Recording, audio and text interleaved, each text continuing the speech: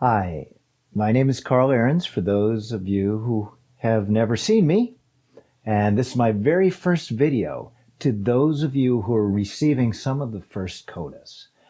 And I wanted to get this video out to you because coda is a lot of fun to play.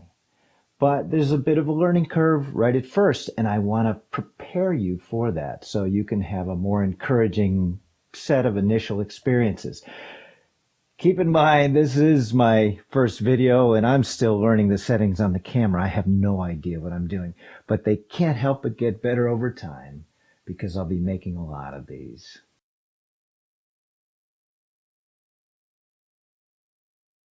Okay, now let's talk just a little bit about muscle memory, about covering the tone holes correctly on coda, and some challenges you will experience right at first playing coda. First of all, the positions. Notice how my fingers are rather flattened as opposed to highly arched. Why? Because with these oval bisected tone holes, we want to cover more with the pads of the finger instead of the tips of the finger. So, again, my fingertips are rather close together as opposed to like this, where you can see that I wouldn't be covering those tone holes real well. Also, my fingers are generally in line with the tone holes as opposed to like this. Picture it this way. Instead of trying to cover like that, you're covering like this. And just so you know, we all tend to, with a new instrument, want to grip it with a death grip. If maybe I'm not covering a tone hole, well, let's not move our fingers, just hold tighter. And that's very fatiguing, and it's a natural part of the process. But just realize that eventually you're going to play this with super relaxed fingers. Your fingers will just know the correct places to be because they're used to it. And I'll talk about muscle memory in just a second. Also, my thumbs, as opposed to like this, again, they're kind of flat on the instrument and the tips are rather close together.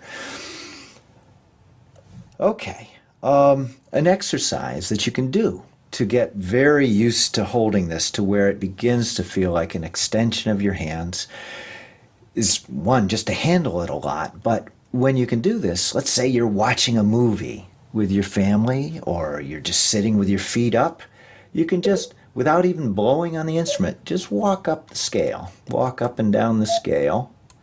And, awkward at first, but it starts to feel more and more natural. And you can do it without even thinking about it.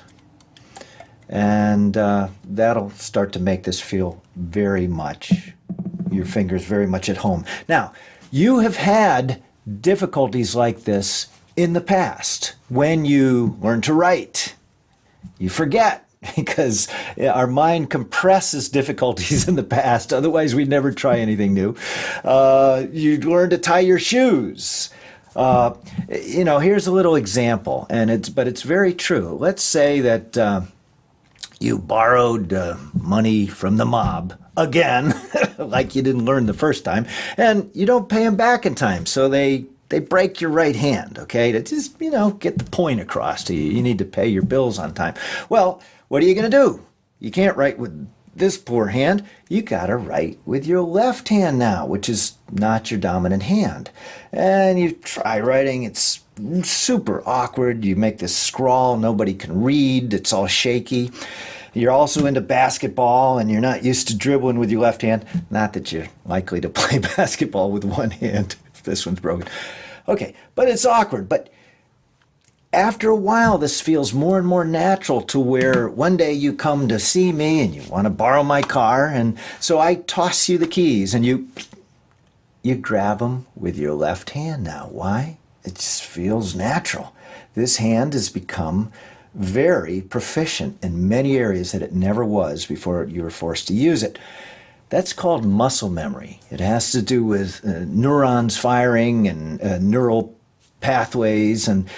But once you get it, you've got it. And like, look what I do with my left hand pinky here.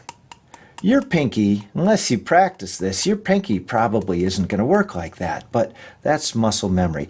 How does this relate to Coda? Well, right at first, your finger's going to be in odd positions, and it's going to feel awkward and tense. Also, you probably won't even be able to feel these bisected tone holes accurately at first. You don't have the muscle memory. Those nerves are not trained to it. All I want to say is that give it a little time, and this will eventually just start to feel more natural. But I tell you this. Why? Because I don't want you to worry when you first get it and you're going through some of the struggles I'm talking about. Like you think you're covering tone holes, and it looks like this, but you don't know. Or you're playing in the second octave and it sounds out of tune, and you think, what's wrong? It's that you're not covering tone holes. Again, it's not gripping it more tightly. It's just having your fingers in the right place. And with muscle memory, that will come either quickly or a little slower, depending on how much you handle the instrument. Hopefully that was helpful.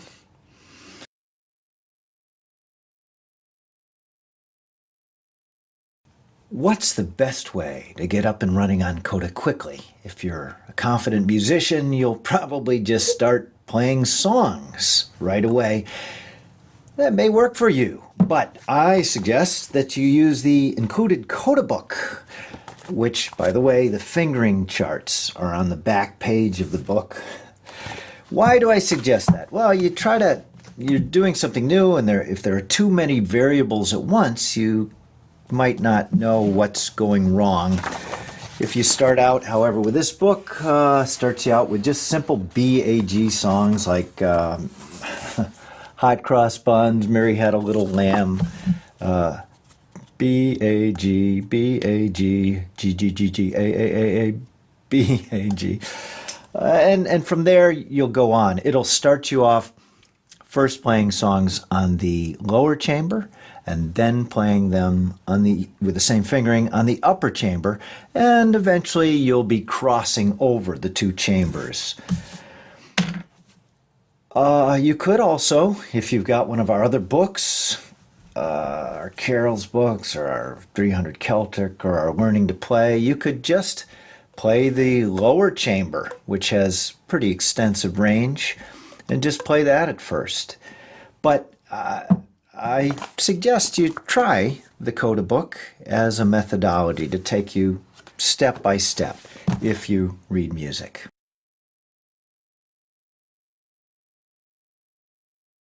Another challenge you'll face with Coda right at first is switching back and forth between the lower chamber and the upper chamber. Like this.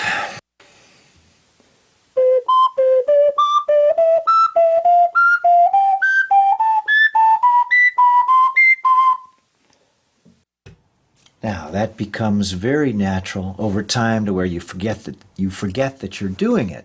But one thing that can help is to do some light tonguing when you switch between chambers to make those switches cleaner, like ta-ka-ta-ta-ka-ta, that kind of thing. We'll talk more about all this in other videos. I just wanted you to have an overview before you play Coda for the first time.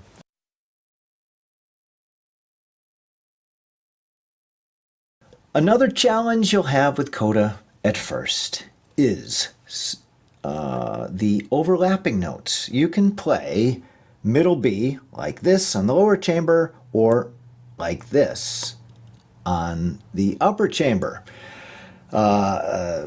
Middle C you can play like this on the lower chamber, or like this on the upper chamber. Same with C sharp, D flat, and D. These overlapping notes, why are they there? I tell you, when you get used to this instrument, they will make it so much easier for you to play challenging pieces. Just make the notes flow better. But at first they present a challenge. Why? Because you're going up and you reach a break where you could use one fingering or the other. Which do you use? Just make it easy on yourself at first. Don't sweat this. It will become very much a part of your playing and very natural over time. At first, just relax about it. That's my advice. It will become natural over time.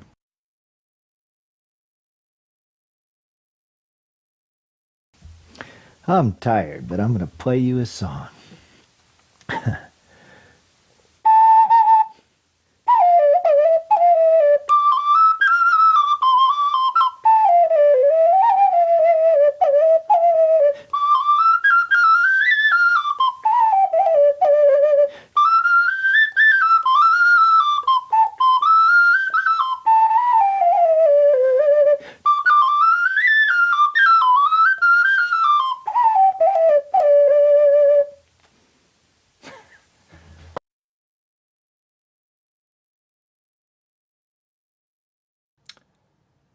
Well, that's all for now. I'll soon redo this video as several shorter videos, but I wanted you to have something to watch before you played Coda for the first time. Let's stay in touch and help one another to grow as musicians and to get the most out of Coda. Happy holidays, Merry Christmas. I wish you guys all the best, and may you come to enjoy playing Coda as much as I do.